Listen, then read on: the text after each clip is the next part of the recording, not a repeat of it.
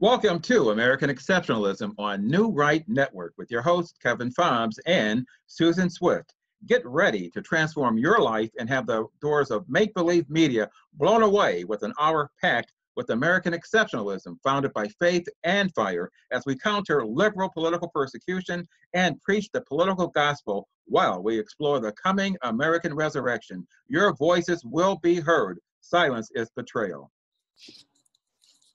Welcome to American Exceptionalism, and we're joined today, of course, with Susan Swift, my co-host, and myself, Kevin Fobbs. And today, we're going to tackle an issue that actually, you think about the American midterms and what it really means to America. Well, guess what?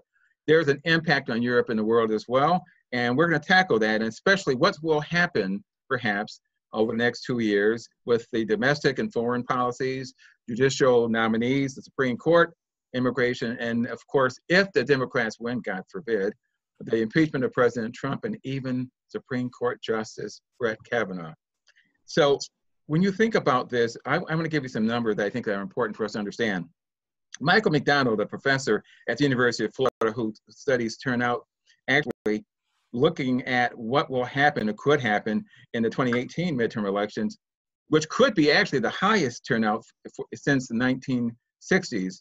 He told NPR recently that it's probably going to be a turnout that most people, that means all of us who didn't get a chance to vote in the 1960s, perhaps because we either were not alive or were just quite small, like Mark and myself, and probably Susan. Or we weren't woke from the way.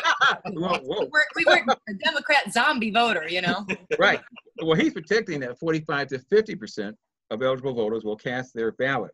And you know what? That will mean unbelievable numbers, because most, if you think about the average number of voters, midterms 30 to 35%, so we're talking about a 17%, perhaps even 20% bump in terms of elections.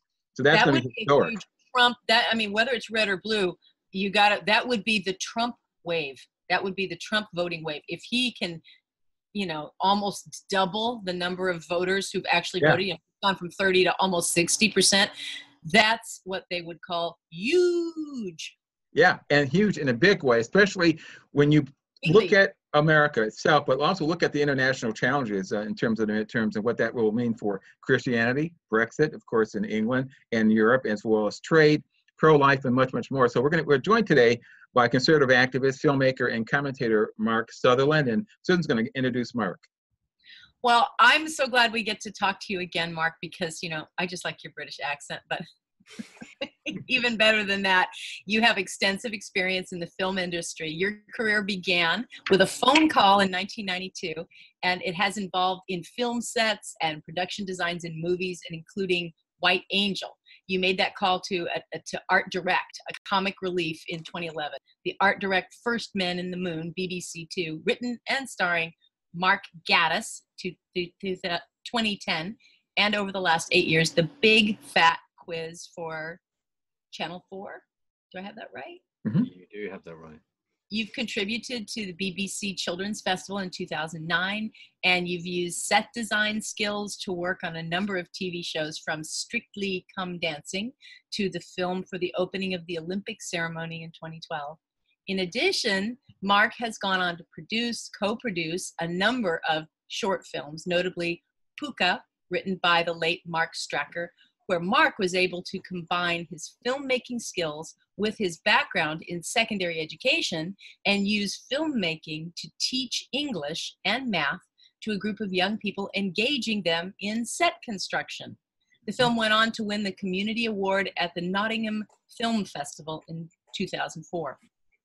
Mark then co-produced One of Us, also written by the late Mark Stracker, and this went on to win the Film Award for the Best Drama at the LA Hollywood VSM Awards. That means Very Short Movie Film Award Festival, and the Best Actor at the BFM Festival 2007. Recently, this guy, isn't he amazing? And and he has a British accent, it's even better. And recently, Mark has produced Between Lambs and Lions. It's a political thriller set against a dystopian future. The American Constitution is null and void, and with it, the Star-Spangled Banner assigned to a museum. It's directed and written by Ted Wilkes of Bottle Rocket Films, starring Paterson Joseph Finbar Lynch. And by producing Between Lambs and Lions, it has led to Mark having broadcasting opportunities in America on independent channels. And he cares deeply about what's been happening in America. And he is a very vocal supporter of President Donald J. Trump. Mark has also made a documentary called Flexit, the movie. That's the definitive guide to the UK leaving the EU and protecting its economy. It's a lecture given by Richard North and Christopher Booker, who wrote The History of Europe and The Great Deception. And I could go on and on, but really, Mark, we have to start asking you about all of the cool things that you have still in the works. I mean, this is just a part of like what you've done. Now we know what you're doing lately, but we need to know what's going on right now with you. And we wanted to also take your temperature over there in Europe concerning our upcoming midterm elections. So welcome to the show. Yeah. Susan, thank you very much, and thank you for doing incredible PR for me. I am extremely blessed by that. We've got a new short film out called The Iris Echo. It's about to be in a film festival in Chicago. It's been in the film festival in Miami and Maryland, and another short festival just outside LA. It's been in festivals over here, and it's a 22-minute drama about communism. And I'm extremely sad that it's not out ready for the midterms. And I have to say that quietly so that the rest of my liberal-minded friends who worked on the film don't hear that, because it has a profound message that communism is not a good idea. Right. So that is coming out. There is another wonderful feature film project that I am linked with Kathy Amadon and David Rosler, which is another feature film project that will be based out of Tennessee that I'm linked with and try to help raise money for and all the rest. So that is all going on, and in between trying to earn a living about all different things. But I'm also then having the privilege to talk to you and all the rest. So we are involved on both sides of the pond in the most important spiritual battle of our lifetime. You know, we are leading up to the midterms. We are fighting to get out of Brexit. We will be leaving the EU. And I have just had the privilege of returning back from Montana, where I was talking at a conference, which is This West is Our West, which is talking about land rights, water rights in regard to the Western states. And such a privilege to me to be over there, someone from the UK, bang in the middle, talking and explaining to people why we lost our sovereignty as a nation in 1973. Whether you'll explain that from various MPs in the House of Commons, because they would all deny that. They wouldn't even own up to that.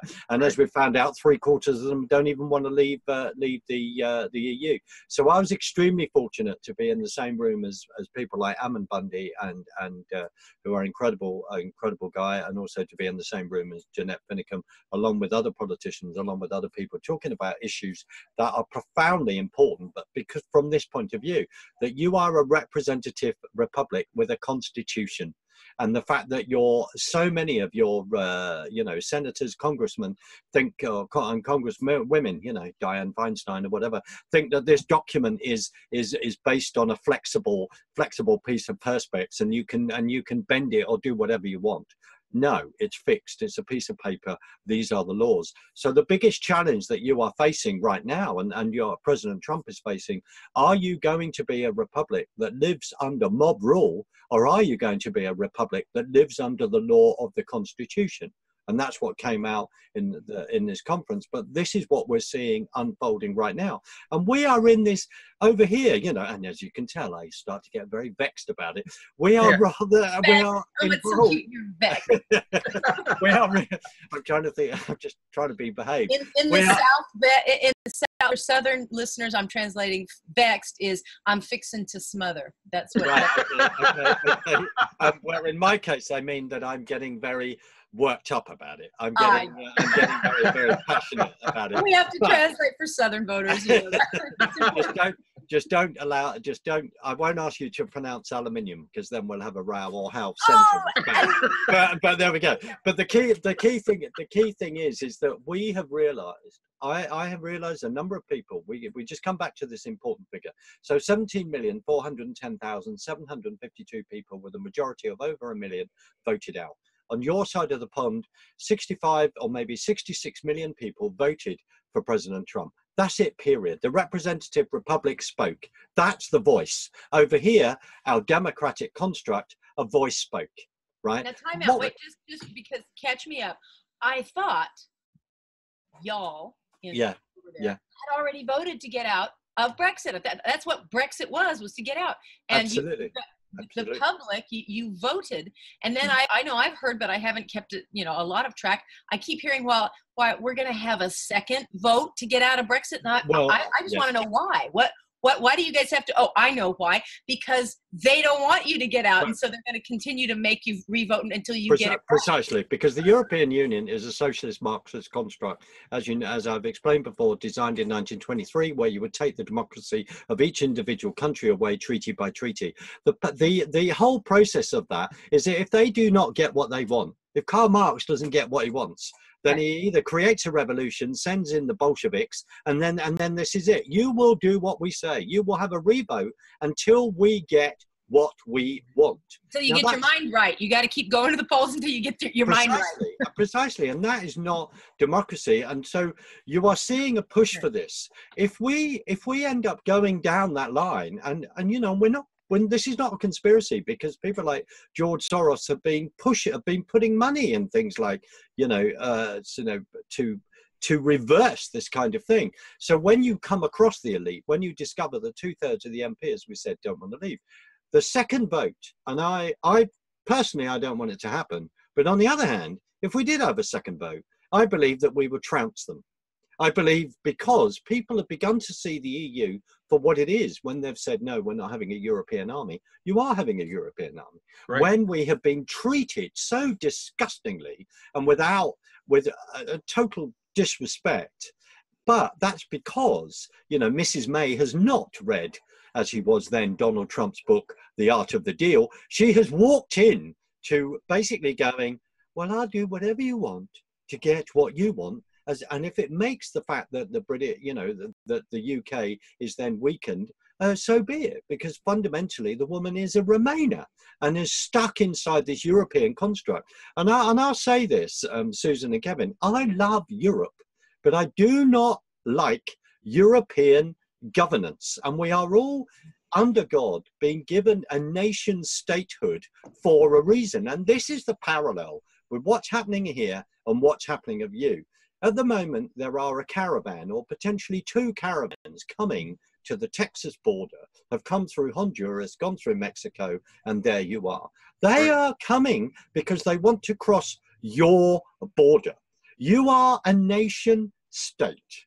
You have a border for a reason, which means that it's understandable why the president is going to send a minimum of 5,200 troops there. Personally, he should send 250,000 and just go, as a friend of mine said, and just go, no, if you wish to come into this country, then go through the legal process. We are a country of laws, not a country of mob rule. And we all know that suddenly, this seems to be happening exactly at the same time. So for us over here, we have discovered, other people are totally on this case more than me in this sense. I'm sort of slightly late to the party on this. We have an elite who are getting ready, because they passionately believe in this, to rule this country or rule Europe in a post-democracy structure. That's why they're getting very angry over the fact that we voted to leave, because Susan, as you say, a second referendum. If we go, then other countries will go. There are a lot of people. Yes, everyone will pull out. Absolutely. And pulls out, they all pull out. Yeah, exactly. Yeah, and there are a lot of people in other nations that believe in their nation state and their nation identity. And so that's what we are voting for. And of course, you know, when we voted out, various people who think they're better than us said, well, you're a bunch of racists, you're a bunch of bigots, you're ill-informed. They always play that card. Oh, absolutely. Yeah. Absolutely. And I, you know, no, we're not. We gave up. We gave up our sovereignty in 1973, and I was only 10 then, and so I couldn't vote, even though I think the Democrats would like to lower the age. They would have signed you up over here. Yeah, they would, absolutely. They want to sign up, and right? Absolutely. You don't even need to be breathing to vote here. No. I understand that. I understand they even take voting machines to cemeteries over there. Quite popular. They've registered Mickey Mouse, literally, and Adolf Hitler. Yeah, well, I mean, this is completely barking that you are this great republic, and you can't even have. We don't want people to have an identity card or take an ID to the voting booth. I mean, because it's racist. Stay woke. It's racist. Bonkers. It's just bonkers. So we are fighting. We are fighting both this kind of lunacy on both sides of the pond. And the one statement I want to say to you is this: is that if America goes down, God forbid, then the whole of the Judeo-Christian culture goes down, and this is what Western we're fighting. Civilization goes precisely, and this is what we're fighting. So, Kevin, you know, in a sense, in your question asking, how does this affect us? The reason why President Trump tweets, he said this. He tweets because the left then go mental. They go in that direction. That's so right. He can go around the back and start sorting things out and to bring in the rule of law. And we've said, of course, yeah, of course, he is not a perfect person, and nor are you and I. We're not. But I believe, but the number one thing that he has brought to the party is that he cares passionately about the United States of America, and he is a brawler. He is fighting. He will get down in the gutter and he will match them man for man and go, bring it on. Where up until this point, but we also have discovered that where you've got rhinos, you know, Republican in name only, where up until this point, the Republicans have not had someone that will be a brawler and that will answer back. And Kevin, you alluded to this in the beginning, and I think, and Susan did in regard to voting. The last the presidential vote, a load of Christians didn't come out and vote. They didn't come out and vote. And if they all came out and vote in all the states in the United States of America, you would win hands down. And I think I think personally, I think it's wrong that they haven't come out and voted, right? And you've been given this window. Now we can end up going into another discussion in regard to, you know, the Bible's very clear about where things end up in regard to biblical prophecy and all the rest. And we're just slightly, I'm not putting that aside, but you've been given a window at this time. And it's a window that you must grasp. And you must grasp it with all the energy that you have. And each person really should examine his own conscience, really examine his conscience, because if you're just lazy and you just don't want to go, or if you're irritated and so you're not casting a vote because you don't like the choices that you have. I don't like the choices that I have in California, some of them. I mean, I'm stuck with a Democrat senator either way. But you know what? You have to examine your conscience and you have to make strategic decisions and say, what can I do to help freedom win? If that means destabilizing a sitting senator, okay, so be it. I'll vote accordingly. And there's so many people who they don't like the political brawling. They don't enjoy it. It makes them uncomfortable. And perhaps those are the people who need to take a moment and pray and calm themselves and realize that, you know what, you don't have to brawl. You don't have to, fight back and forth. I love the banter and all of the silliness and the points that you and I make, but some people don't. They can still and must be very effective by simply praying and then voting. They don't have to engage. They don't have to have these kind of discussions. They don't have to brawl. And I believe a lot of people aren't. I think that's why the polling that we're seeing, there's kind of stealth voters, if you will.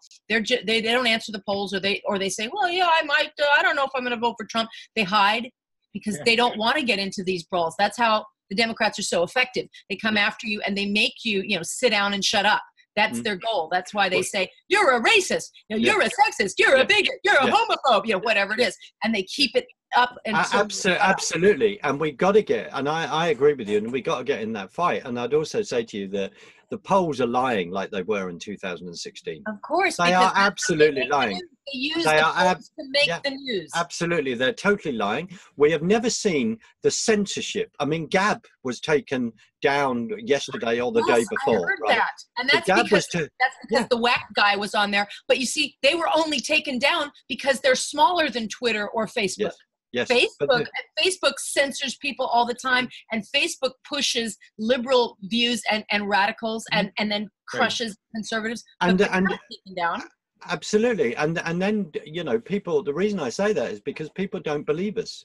People don't believe us that we're being censored. So many conservative voices, pages, etc., are being censored. And there is no doubt about it that, we need to be using other platforms, whether it's DTube or Mike Adams' other platform. I can't think of what Mike started there of the Health Ranger, but there was other platforms. We need to be using that. We have been so suckered like that. What's so scary, though, I mean, look, when we say they took down Gab, who? The owners of the internet? Yes. The puppet master. I mean, the internet, that's the entire point. And that was what I believe that happened under Obama. He handed over the keys. The authority that it used to be, the authority over the internet as an object or as a thing resided with the United States. And I believe he then, and I'm sorry that I don't have all of the details in my little head, but I think he was the one that basically put it into an international setting. And so that America has lost the exclusive control over the internet. And that's why those they people, they're these amorphous, they're unelected. We don't know who they are. And now, so even, let's say, people in China have now the ability, perhaps, I'm not sure who these controllers are, they can shut down a smaller website or a service portal, I suppose, that is Gab because they want to. Absolutely. So that's ultimate censorship. And our Constitution doesn't protect against it because our Constitution doesn't control it now. Our Constitution has been minimalized by that act. If you look at what's being done in terms of China, using China as an example, they're actually hiring Google, have hired Google to actually create their version in China, which actually will have all of the, how can I put it, protections, end quote, that China wants in order to make certain that freedom of speech actually does not exist, will never exist in China. You got to go with the government line in China, otherwise Google can't operate. And that can easily cross, which it is beginning to the United States of America. And the other point to make, I believe that the owner or the chairman or the CEO of Google, I think his family originally came from Russia, right? Let's join these dots up. I mean, for crying out loud, that is, so we go to America, land of the free. This is where we go, and oh no, now we want to control this. So now we want to bring Russian ideology, which we should have left in our own country. When we come over here, we want to bring the Marxism to America.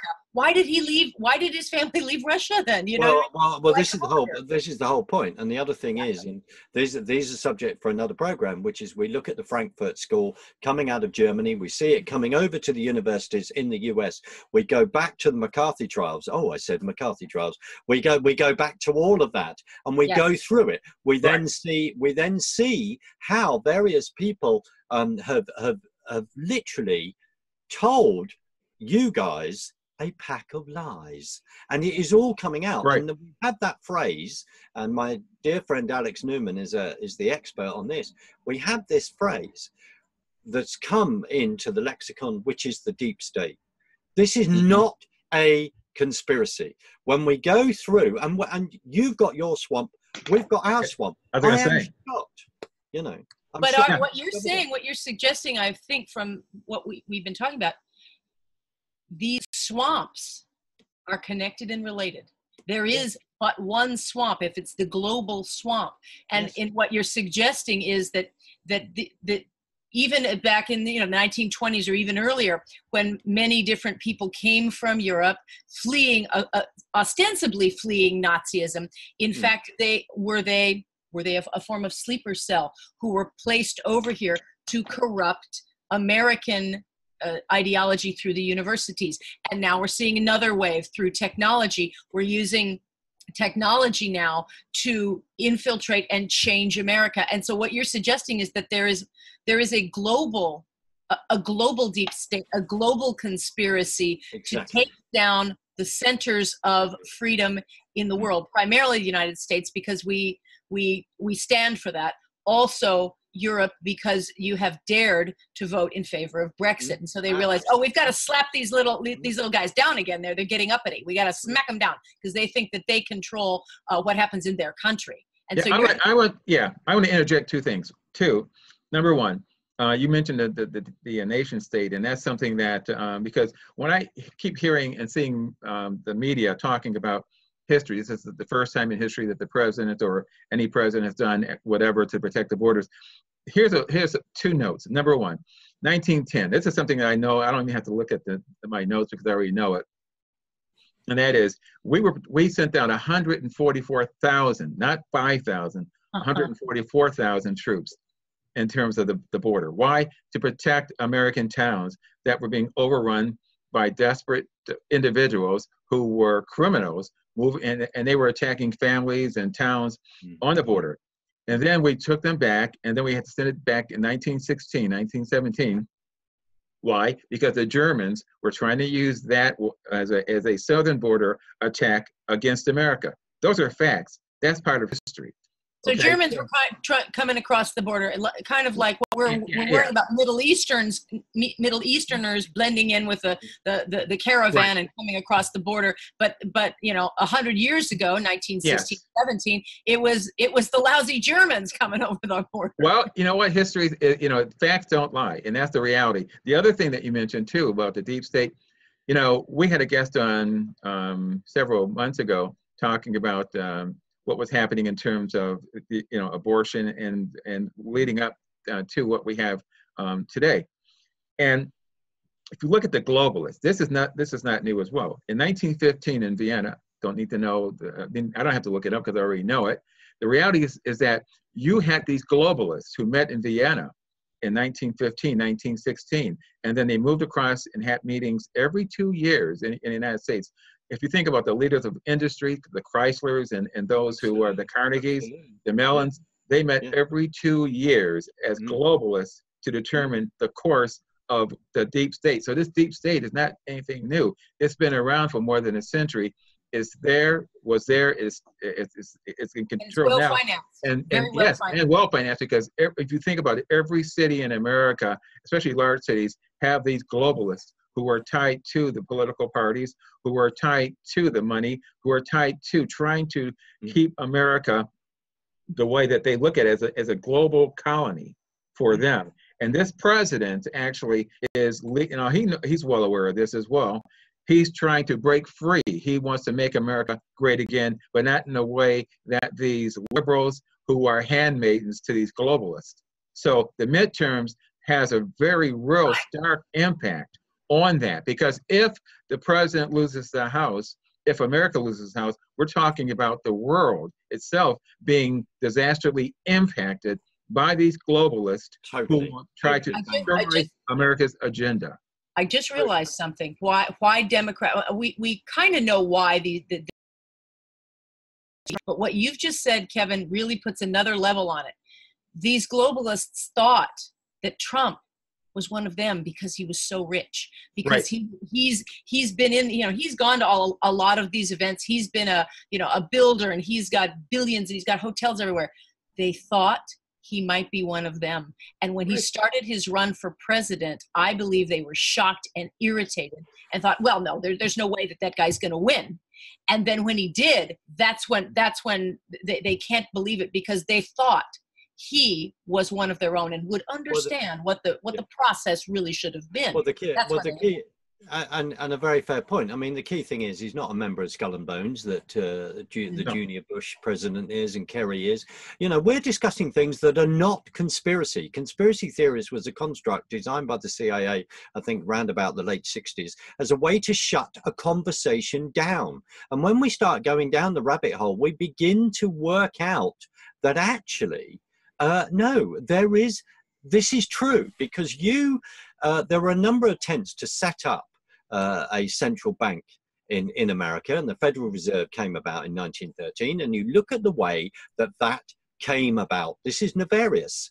Now, E.G. Griffin wrote a fantastic book called The Creature of Jekyll Island. Grab it, read it. It explains at the end of the day, it's a private bank. All it does is print money. And everyone goes, no, Mark, you're a lunatic. And you lot and us, we're paying for this. And like with the Bank of England. With our money, they print more money. Yes. Precisely. So this is the kind of thing that's going on. So you're absolutely right. And then over here in Europe, we have what's called the Bilderberg Group that created in 1954. You can easily argue, as my dear friends Richard North, Christopher Booker say in The History of Europe, The Great Deception, The History of Europe book, is that, you know, the CIA involved in the construct of the Marshall Plan, etc., etc. So this is not a conspiracy. If you take the time, and that's the big issue, isn't it?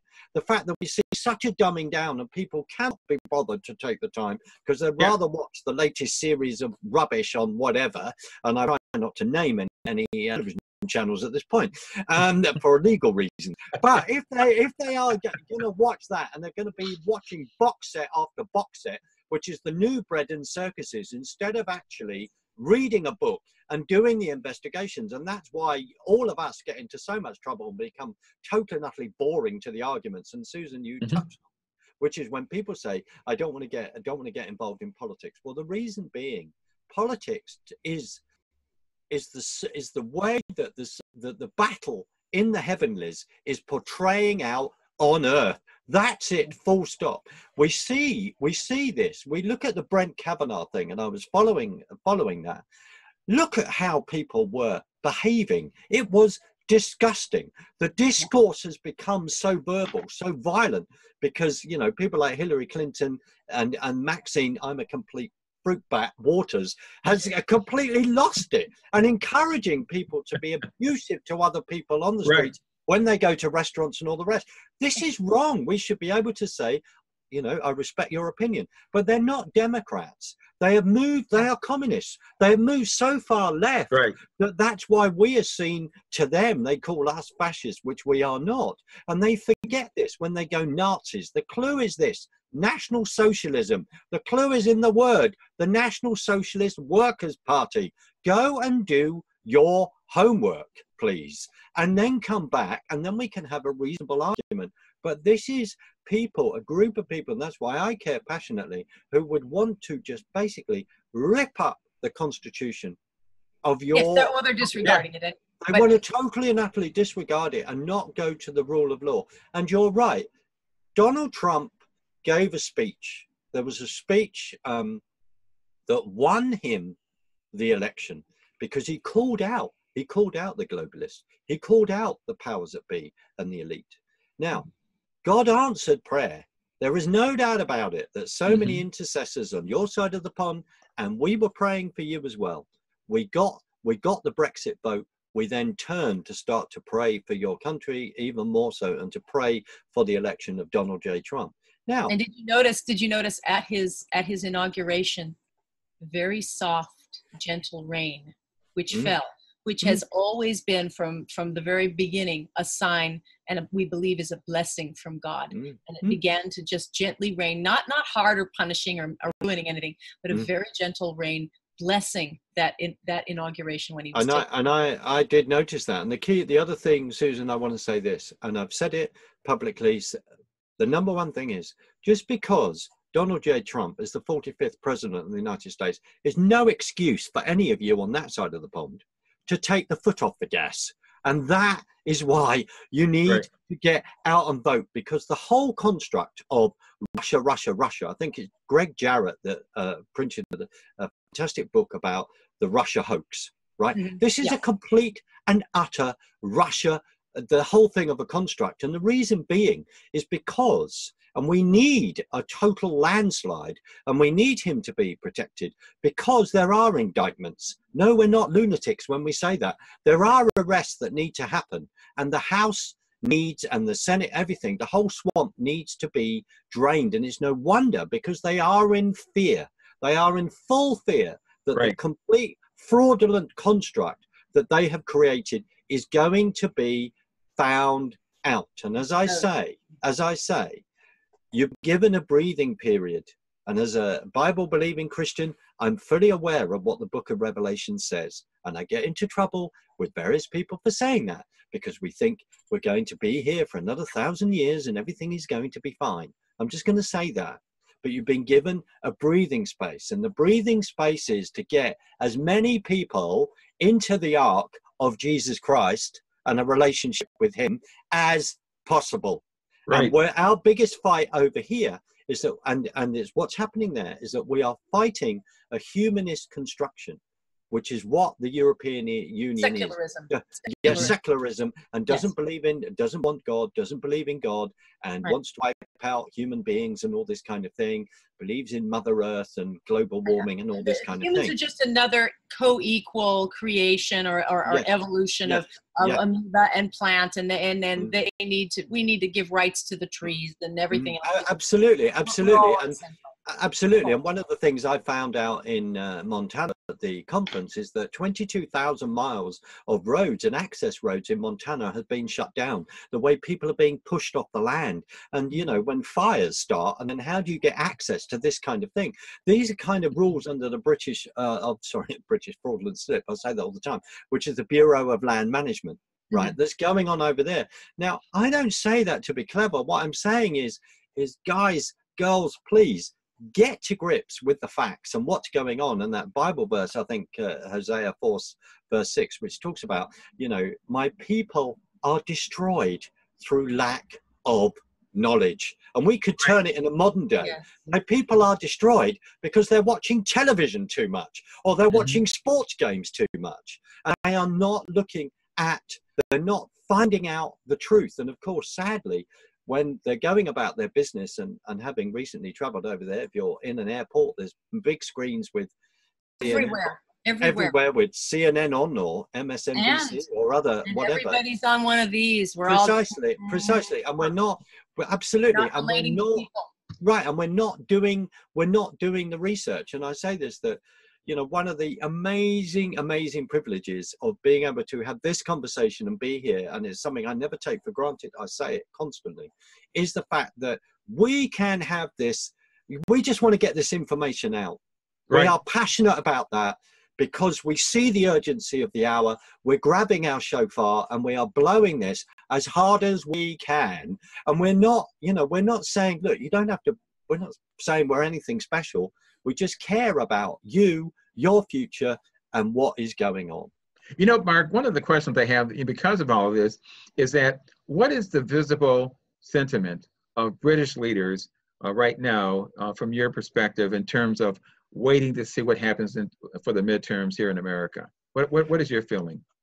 Well, the feeling is that I still feel that the amount of sneering that goes on toward your president from politicians or from the media channels is continuing. If there's one particular channel that I watched last night, that if I didn't value my television in my pocket, I would have smacked my foot straight through it, because I cannot believe the lies. And one of this is about the caravan. They're calling these people refugees. This is the whole point. And this is on a channel that's partly funded by my taxes if they don't do very well profitably. So I'm not going to name them, but I will. BBC. No, not quite. There's a four in it. So let's just say, so on channel 4 last night. Yeah. That is the quote that's being said. This is a sneering. So the fact is that President Trump would like to do a deal with us in regard to a trade deal. We're hopefully we're starting to get on with that. We need to get on with that. So there is a sneering. There is this whole left-wing sneering, because you've got this fight, as Susan alluded to stay inside the European Union. And then underground, I think people on the the man in the street, or the man on the Clapham omnibus, as we say, where you say the man, women in Main Street.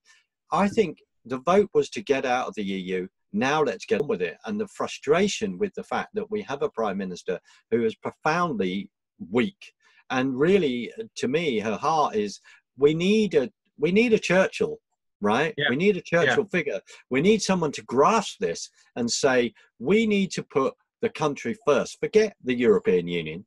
You know, the bottom line is you need the equivalent of Trump, because, you know, Reagan was a staunch conservative, and Trump is like, you know, a little bit like Reagan 2.0, although he's got, you know, he's a very different kind of guy. He's very, he's vulgar sometimes, he's very combative, but he's a fighter. And well, absolutely. You need Churchill 2.0. You need Churchill 2.0, which is for you need Teddy. Well, we need you and I can debate that. We need a fighter. We need someone that's going to say this is the country. I mean, but just quickly, it's like there are 5.4 million Europeans relying on trade with us, and we have only got 3.4 million relying on trade with them. We have the upper hand.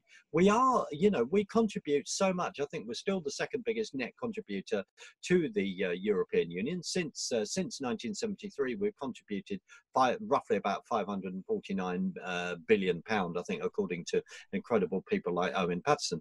This is the truth. And there is so much fear. And also, it's not about, under God, to me, this is the most important thing. I did not vote to leave the EU because of economics. I voted to leave the EU because I passionately believe in the sovereignty of nations, and they passionately believe in the sovereignty of my country. And this is what you're facing. If a country is not in charge of its own borders, if it's not in charge of its own laws, if it's not in charge of its own language, culture, and if it's not in charge of its own money, then it isn't a country anymore. Exactly. And then I say those things, you say those things, and then we just get the usual rubbish of bigoted, racist, and all the rest, because then we see the fact, and we're not making this up, the UN is wanting to push through, and we can see it more and more. I see that, Kevin, going back to your question, I see this in the media, which is, well, let's just discuss borders. Countries, we don't need borders anymore. We need to get rid of them. No, we don't. What we need to do is we need to export successful, look, it's just like having the 50 states in the United States, all right? They're all different laboratories for policy. And people vote by moving. So that's why everybody's leaving California. That's 1 million a year. We're voting with our feet. We're going to other states because we don't like the policies here. Well, with different nations, that you can see how different nations govern and work through their problems, and you can see the capitalism is the success of that. The freedom is the success, and it's no wonder that a lot of people want to leave. But the solution is not to leave your nation. The solution is to export, to look at what are the successful models, like the United States, and export that. Let's say, well, what are they doing over there? Oh, gee, they got a constitution. It's a republic. All right, let's use that system, and we'll fix our own. Don't send refugees. Don't send invaders. No. You stay in your country. You fight for your country, and you look around all the world, and you say, well, this is what's worked here. Let's export the ideology. Right. And that's, of course, the biggest fear of the globalists. They don't want that to happen. Absolutely. And as a meme went around that I even posted today, if that caravan of people actually march on their governments and seek change, then maybe that's what happened. But the problem is, and various clever people say it to us, well, they're all marching and protesting in Venezuela and the appalling things that are going on there and the appalling starvation and all the rest. But these people have had enough, and the system does not work. The elites and they are real. The elites are turn around and say, no, we're quite happy with the power. We're quite happy with our lifestyle. If you take the European Union, you know, they have wonderful, if they're working in the European Union, they have wonderful private schools that they go to. There's their own sort of private shopping center and all this kind of thing. Until you investigate it, you wouldn't believe this. This is absolutely real. And that is why America is you use that wonderful phrase quite rightly, exceptionalism, which I more and more, and I'm understanding. The reason why America is exceptionalist is because that it's a constitutional republic where your responsibility is to vote for people to go to Washington to represent that rule of law. And what you've found out over since 1913, or say just after the Second World War, is that you've been sending people there that have not been doing it. And what happened is with Donald J. Trump is that he woke. It's been a vehicle to wake people up. I believe that people on your side are more engaged in their politics than they ever have been. And Right. it's not a separate issue. This is about life and death. This is about, do you want a country? And that's why I and others on this side of the pond in other Western states that believe in you and believe in what you stand for, whether that's including in countries like New Zealand, Australia, and other European countries, are willing you on. I wrote that in a recent article. We are willing you on because we begin to understand this. Right. And then one of the other big things, I mean, and I need to do my Hillsdale course and get to really grips with your constitution. I say that because I want to. I say that as a compliment as well, because one of the big things that hasn't been happening is that you have not been teaching civics properly in your schools since maybe the early 70s. Of course, that the indoctrination camps, also called, public education, they don't want that to be known. They just like they don't teach cursive anymore in elementary, because in writing, if you know how to write cursive, that means you know how to read cursive. And the most important documents in our history, like the Magna Carta, and then of course the Constitution and the Bill of Rights, they're written in cursive. And so now we have generations of children. It's almost equivalent to what was done to slaves in our. It was an unseemly part of our history, but slaves were prevented from reading, because we didn't want them to know that we wanted to keep them dependent upon masters, right? Don't teach them to read. We're now doing the same thing to all children, saying, well, you don't need to read cursive. It's too hard, hurts your hand, gives you cramps.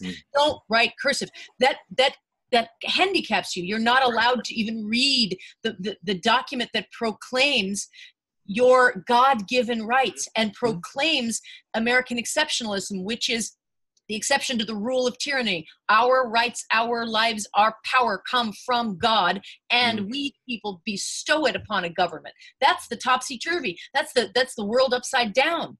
Every other country in every other world has always had the kings, the rulers, the globalists, those people who know best. And they have a feudal system. They keep you in a state of quasi-slavery and doing what you ought for the government, for the crown, for the queen, because you are their subjects after all. And we rejected all of that.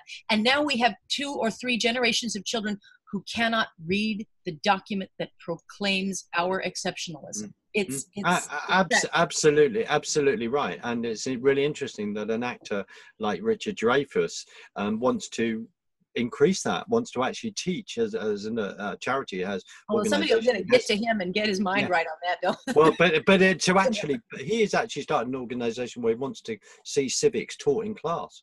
Right, yes, which is very, very taught back in schools, which is really quite incredible considering he's had that kind of career in Hollywood. But I mean, Kevin, Steve Bannon said this in an interview on the British Broadcasting Corporation that I have to pay for through my taxes. Bless him. And I wouldn't mind if we could have a balance.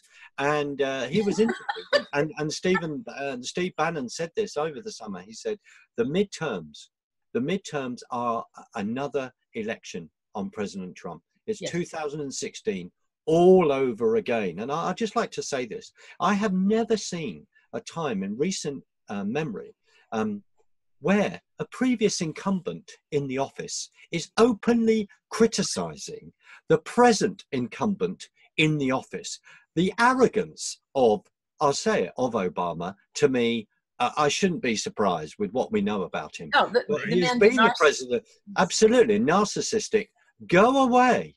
The rule of thumb is you allow the present president to rule. And how dare you turn? Let's just say this publicly. Well, but we've heard from former First Lady Hillary Clinton, who said, "Well, we have to fight, and we're not going to be civil until we get our power back." I mean, the rule has always been the former presidents go and retire. They have a cushy, lovely retirement. Doesn't Obama have some sort of villa in Hawaii? He gets to go, and with Secret Service protection, and everything's taken care of. But I mean, you mean where he was? I'm unclear, but I go down that? but I mean, he doesn't want to do it because he is seeing the unraveling of all of his achievements. He is being literally blown away in little pieces. He's being erased from the stamp in history, and his arrogance and his ego, it won't allow him. And also, he is part of the deep state, if you will. He wants to see a democratic rule, like akin to, you know, the sovereign nations. He wants Queen Pelosi, you know, with her scepter that's known as the House gavel. He wants her there, and he wants everything to remain the way. So he's come out. He's removed his mask of being, you know, a presidential being. He is an advocate for, you know, Marxist communist policy. Well, he is that. And I mean, but rules do not apply to Democrats. No, they don't. Right. They're only applied to Republicans when those rules will advantage Democrats. That's the only thing that rules are for. You've said a brilliant thing. That's the Republicans play by the rules. The Democrats do not play by the rules. They play. There are no rules for Democrats. There are no rules. They throw out the rule book, and that comes back to what you said. That's why they do not like the 45th president of the United States, is because he knows how to play them at their own game. We alluded to that. He sends a tweet. They all go mental. How dare you say that? And then he goes round the back. I mean, what was incredible to me, I just say this. Last weekend, you had the walk away movement making speeches in Washington, D.C., which was astounding. You had 400 Black Americans, conservatives, invited to the White House, etc., for this ball, or maybe a bit less than that. Amazing things going on. We've seen, you know, from David Harris Jr., etc., people who have been blogging, shouting, and all the rest in the room. We've seen all this, and it astounds me, doesn't it? Where, you know, at the moment, and God willing, things continue, but there's a 5% growth rate in your economy. Your unemployment is the lowest it's been since 1973. As much as I don't like the hyphenated, and you know that because you're all Americans, but Black American employment is the highest it's ever been. Hispanic employment is up. It's the highest. Latino as American is up, and employment is up. So all these amazing things, and people on that side, they would rather burn down the equivalent of the Reichstag, which is the White House, and because they do not have the power. So when when Hillary Clinton said, you know, all these deplorables, well, hallelujah, that's us. And you all came out and voted, and that's why. And you all must come out and vote again. And it's the fact that it's about power. It's not about whether the country is going to benefit. You're absolutely right, Susan, you've said it, which is this fight going on all over the world, this massive, it is a spiritual battle. I make no apologies for that. Yes, and we are in the church militant. We are fighting the battle on this plane. We are the church militant. And it is upon us to carry that calling from God. It is our job to stand for Judeo-Christian principles of tolerance, of love, of freedom, and of independence, all of those things, and respect for life. That's what is part of our faith. And we can do that quietly by voting. We can do it by speaking, but we must do that. That's what we are called to do as Christians. Yeah.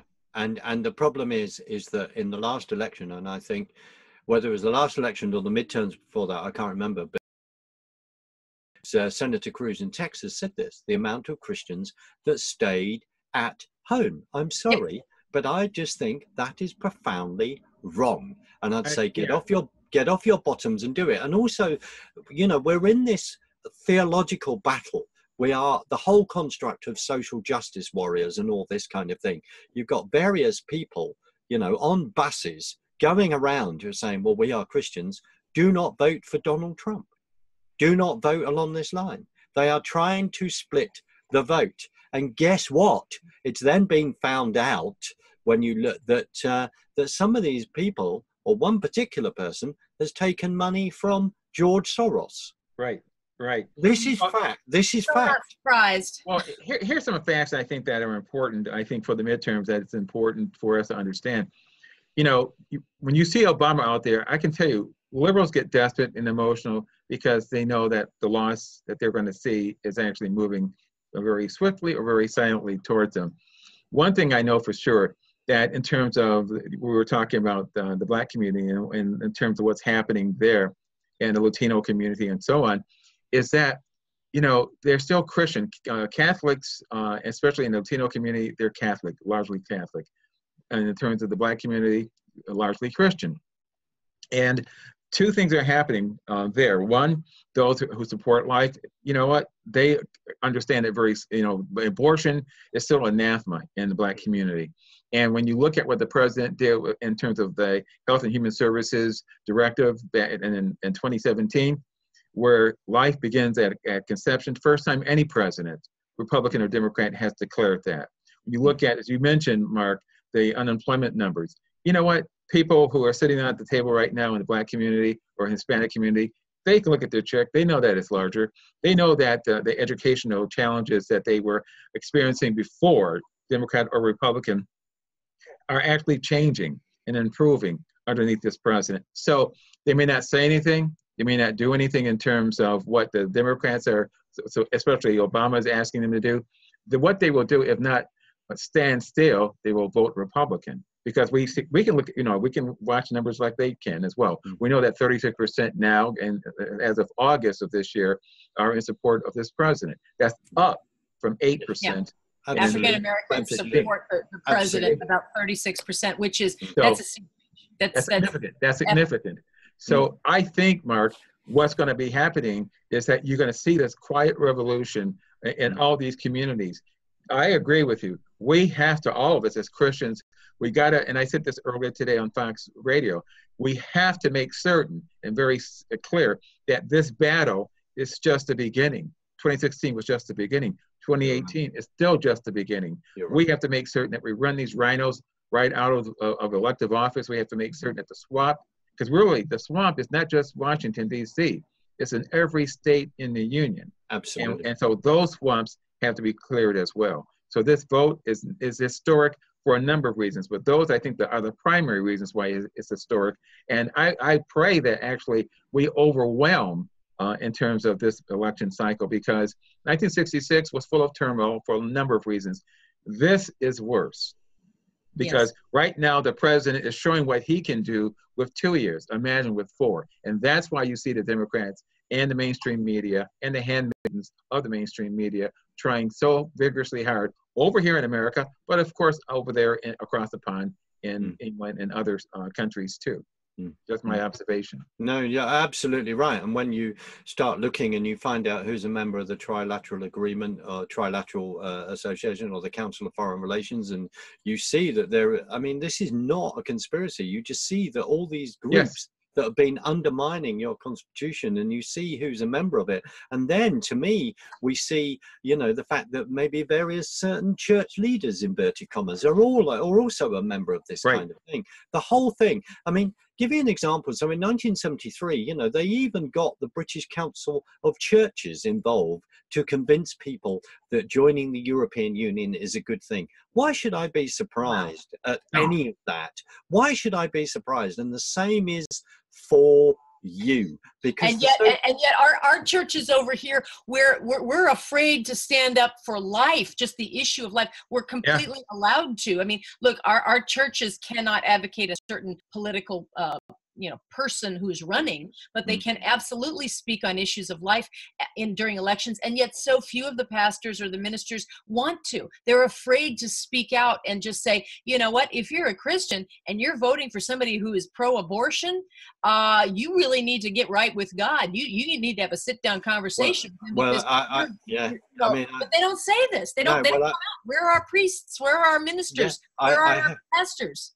I have to say that I had the privilege to stand with a dear friend of mine in Montana, I'll say it, in Kalispell, outside an abortion clinic, because dear John is very much involved with the 40 Days for Life. And I went out there and he asked me to go, and I just said, yep, that'd be great. I stood there with him, I think, four and a half hours in total. For me, I found that a really incredible experience, and seeing seeing people drive past and who in support, and some of the abuse was rather interesting. But you're right, where because of 5013C and all this kind of thing, and tax and all this, and the fact that people are not speaking out, and I went to their small church, and their wonderful pastor does speak out, and is their chapter leader of the John Birch Society.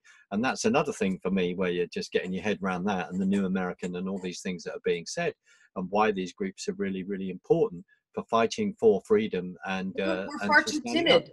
We're far too timid. 501c3 are allowed to discuss issues that matter. We can't, you can't advocate for one party, for one like party or a person who's running. You can't say, vote for Kevin Fobbs from the pulpit. You can't say that, but you can say, vote for candidates who support life. Vote for candidates who support these issues. I mean, the ideology or the issue, they're absolutely allowed, but too many of them are, as we've discussed at the very beginning, they're a little bit afraid, and they're scared, and they don't want to ruffle feathers. Well, there is that.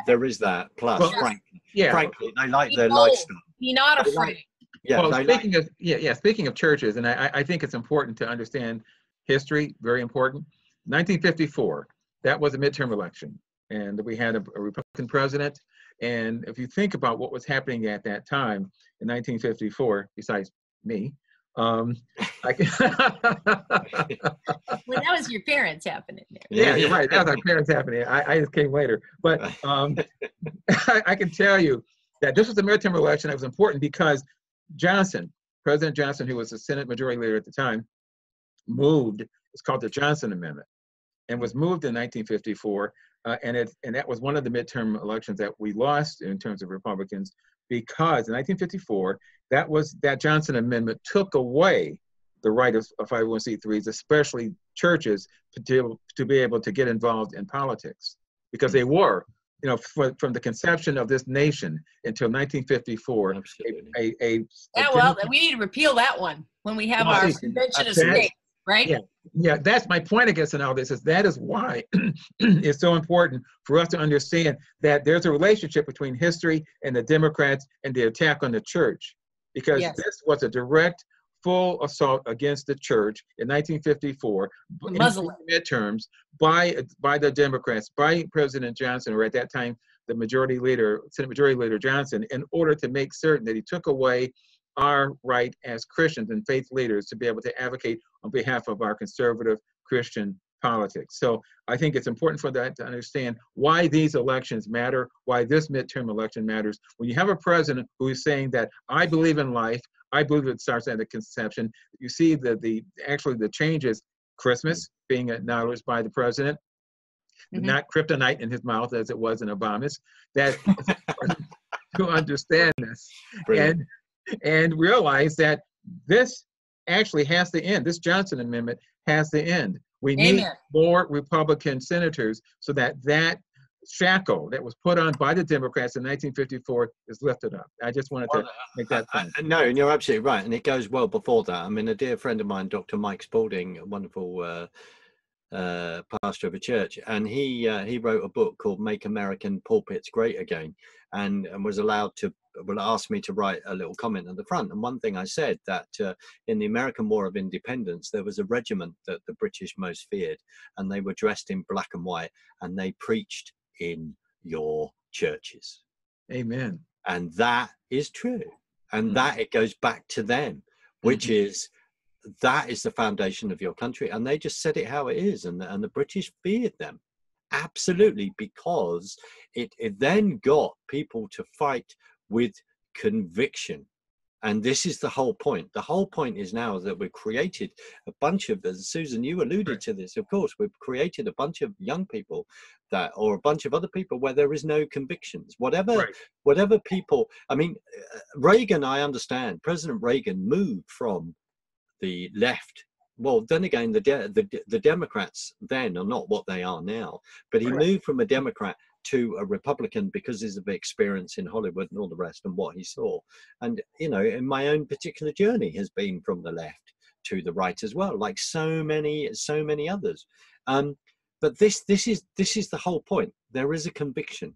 Reagan had a conviction. Whatever people thought over here about Margaret Thatcher, she was a conviction politician, and Right. that's the problem with Theresa May. To me, that she hasn't got a conviction bone in her body, you know, and that's It's the a problem. money conviction. That's a fair. Well, no, that's a fair enough, Power because conviction. it is the worship of the economy. That's all that various people actually care about. You know, you're absolutely right. Well, you know, as we bringing the show to a close, Mark, I want to ask you. There were a lot of these issues that we're talking about today in terms of the American midterm elections. But what would you say in terms of, for yourself, as you view this, what are your thoughts about the future of England in America if, God forbid, the House is lost to the Lunocrats? Lunocrats, that's good. I love that. I love that. Yay, Fobsy. Hashtag Lunocrats. Thank you. That is brilliant. That is absolutely brilliant. What do you think, Mark? Well, Mark and Kevin discuss the Lunocrats. or as a dear friend of mine says, the Democrats. See, Lunocrats is so good because that's both sides of the pond. Absolutely. It gets all your English. You're absolutely right. I mean, I think the key issue is that a Conservative MP said soon after President Trump was elected, he said that you know, basically stop moaning. This was in the House of Commons. How dare we start moaning about this? Because 65, 67 million people have voted for the president. He is the president of the United States. And Nigel Evans MP then went on to say that President Trump will go down in history as actually doing what he said he would do as a politician. Right. And that, Kevin, to me, is one of the key things.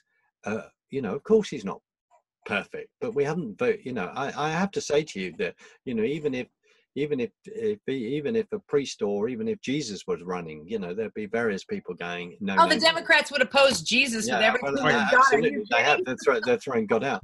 So from that point of view, he challenges the total liberal elite construct. They are more concerned about how he behaves, how his tweets, how dare he say this, than actually saying, look, come to the table, I want a deal, I want to negotiate on this. Right.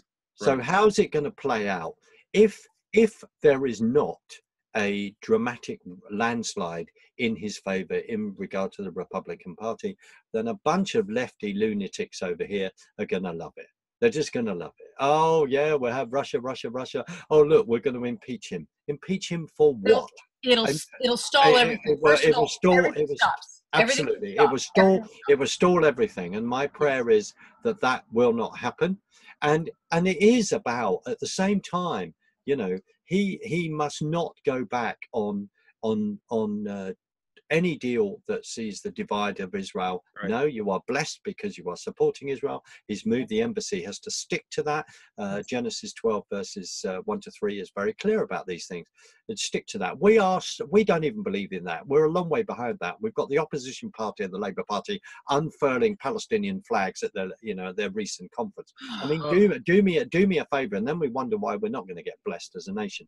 Right. So these are the things we are looking. We are looking for him staying the course as long as he does not veer off that. We cannot have any discussion about dividing the land and all the rest. But there is also, you know, biblical prophecy being laid out here.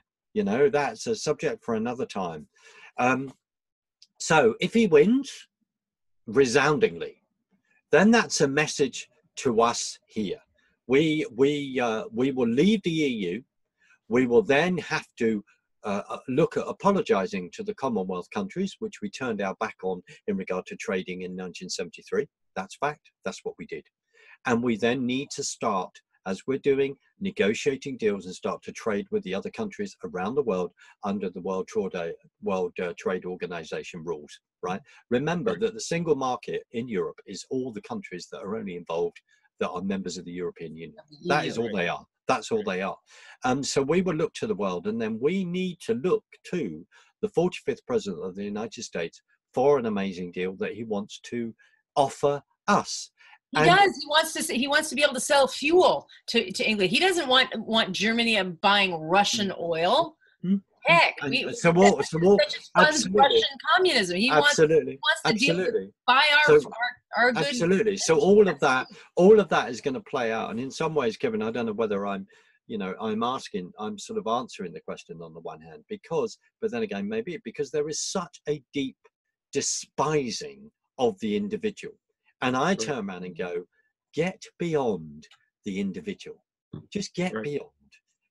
People are allowed to repent of their past and go, I'm not that person I was 10 or 12 years ago. Nor are you, and nor am I. Unless you're Kavanaugh. And then you come up with a blatant bunch of lies. I'm sorry, but I'll just say that. I passionately believe that. I've had arguments with people over here. How do you know that that's not true? Well, just look at certain things, how someone's conducted themselves.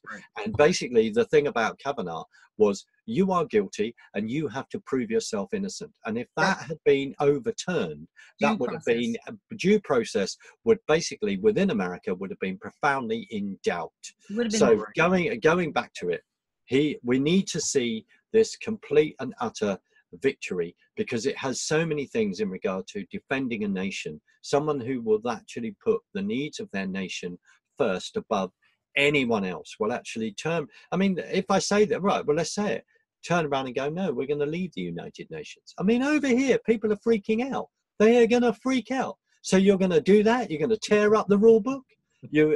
Yes, hallelujah. Let's just do it. Yes, we move along. Yes, we can have our opinions changed, but let's just see it. I mean, the League of Nations becomes... What's the worst that's going to happen? What's the worst that's going to happen?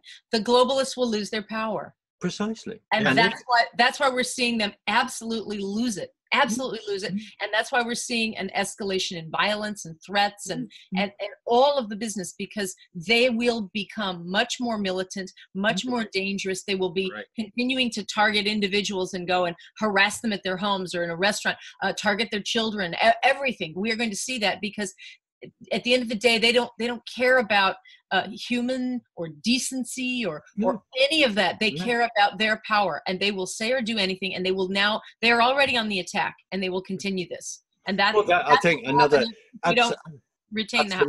Absolutely. I think they've pulled out something else. This is what Donald Trump did. They'll blame Trump for the whole thing. I mean, they're this dreadful shooting that's went on in the synagogue. There seems to be an undercurrent of saying, well, we're going to blame President Trump for that. And how does it? Because the guy didn't even support Trump. No. He was a racist who said he had never voted for Trump in the election. Well, I would infer from that statement that he voted for Hillary. Yeah. Would that be right? I mean, I don't have proof of it, but he said he never ever had a MAGA hat. He doesn't like Trump at all. But he was attacking these innocent Jews because they were Jews. And I mean, Donald Trump's son-in-law is Jewish. Jared Kushner is, but it's all Trump's fault. Trump's the racist. Because they will not do their homework. So my prayer is that it's worse than that. It's worse than that, Mark. It's worse than that. It's not that they won't do their homework. They actually cover the facts. Again, it's the make-believe media. They make up the news and then they make you believe it. Right. That's what they do. They absolutely ignore the facts. And they bury the certain key facts. They'll report part of it, but not all of it, because they want to then shape and spin it so that you will then believe, oh, well, the guy who is this, the MAGA shooter, well, they can't even call him the MAGA shooter, as though the guy supports Trump when he doesn't. Absolutely. And when you've got, when you're the Brent Kavanaugh thing and you discover that Feinstein sat on this letter for weeks and all this kind of stuff, the collusion, the games, it's so profoundly dirty. That's why they don't like your president, because he turns around and goes, right, bring it on. If you're going to do that, then I'm going to come back at you. I am going to come back at you, and I'm going to say that there's a caravan coming. I'm extremely concerned about who is within that caravan. There seems to be a load of men or a Pacific age. There could be the fact that we've got MS-13 gang members in and all this kind of thing. And you quite rightly raised that, Kevin.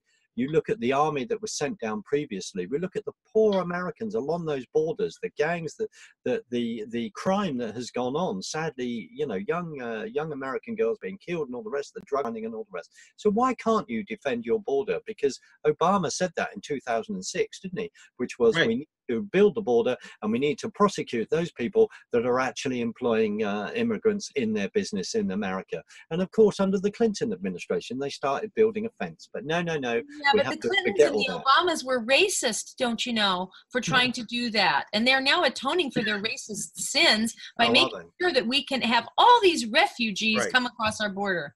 Oh, because God help they've worked out that all these people will vote for them, because soon no That's American who is actually born inside the nation of America is actually going to vote for them. That's why they have to bring all these people in, and to some extent we have the same over here. Yep. Well, you know, what we're going to do as we close out, Mark, is bring you back real soon to talk about the after effect, the impact of the midterms on America and Europe. Post-election. Oh, Post-election. I would be honored to do that. Thank you.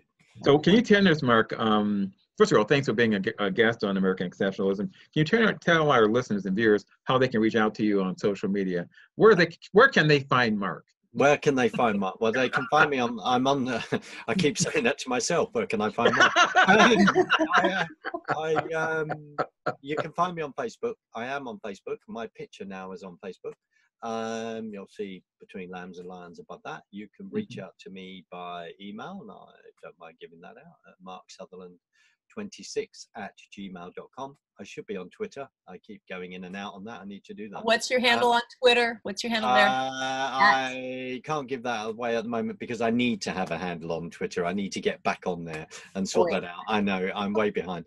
If people would love to, if people could go on YouTube and find my short film Between Lambs and Lions, I would be very grateful, because it does speak to what's happening now. It does speak to what could be.